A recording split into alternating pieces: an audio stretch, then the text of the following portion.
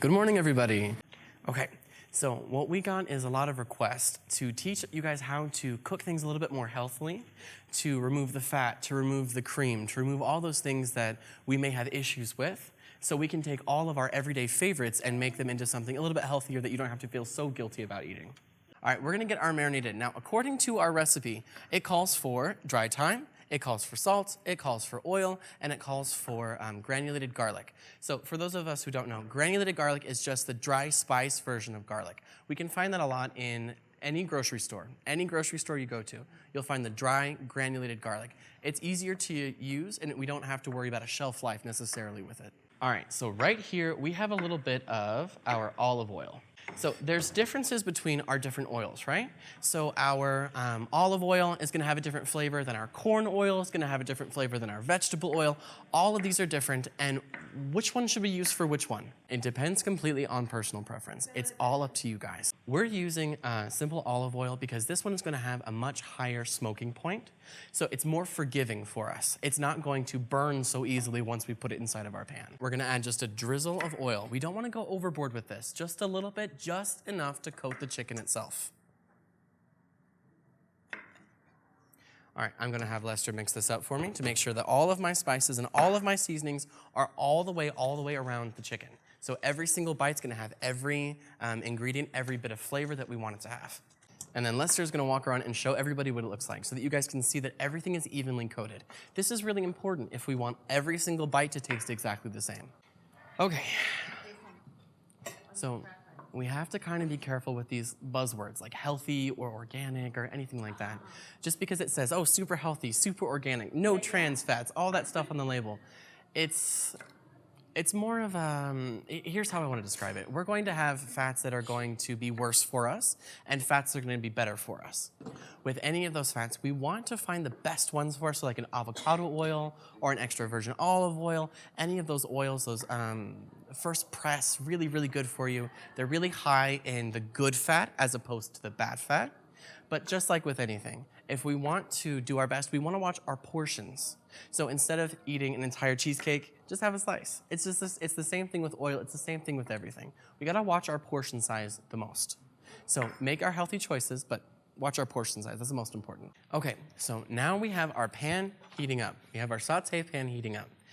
According to our recipe, we want it we don't want it to be super, super hot. We don't want it to be smoking, because the problem with that is we'll burn the outside of our product before the inside is even anywhere near cooked. So what we're gonna do is we're going to add a very small amount of oil to the bottom of our pan. Again, just enough to coat the very bottom of the pan. We want to use as little as we can. Oil does have a lot of fat in it. We wanna shrink that down as much as possible. So now we're gonna get our chicken inside of the pan.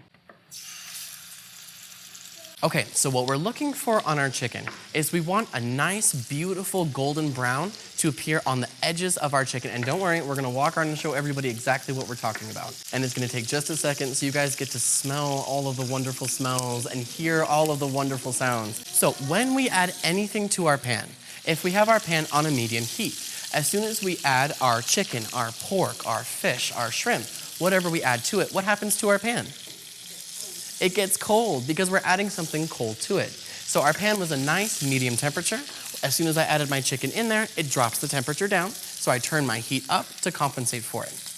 We just want to make sure we're looking at it to make sure it's not smoking, it's not too hot, it's not burning anything. We just have to make sure we keep our eyes on it. We want to add our oil toward the very end, just before we put the chicken inside, maybe 1 minute. 1 minute before we add our actual protein to it.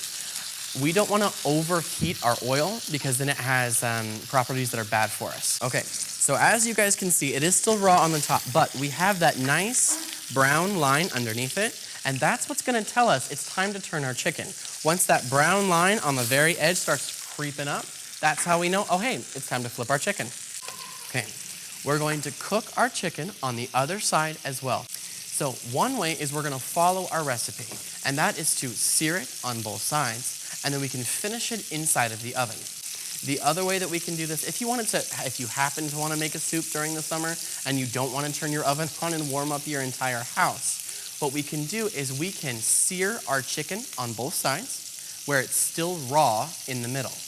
And then once it's finished searing on both sides, we simply set it off to the side, even though it is still raw, And then what we'll do is we'll add our seared but raw chicken back to our soup once we get our liquid simmering, and that's going to continue to cook our chicken all the way through. Again, completely up to you. Okay, so once we're finished, if we're just searing our chicken on both sides, this is what our chicken's gonna look like once we're finished. Nice golden brown. So what we're gonna do is we're going to allow our chicken to sit and to rest. We'll come back, we'll cut it up, and we'll add it to our soup at the very end so it'll be fully cooked. So while this is coming back up to a simmer, let's talk about our chicken. So we're going to assume that our chicken over here is still raw in the middle. But just from me searing it off on one side and then searing it off on the other side, it's fully cooked. So we don't have to stress out about, oh, is it 165? Is it fully cooked? Is it all the way done? Is that exactly how I want it done? So if we just seared our chicken and we get a good sear on one side and then a good sear on the other side, we have that flavor locked in. So if this was our raw chicken, all we'd have to do is once our pasta's finished cooking, we add our chicken back in and then adjust our seasonings to taste.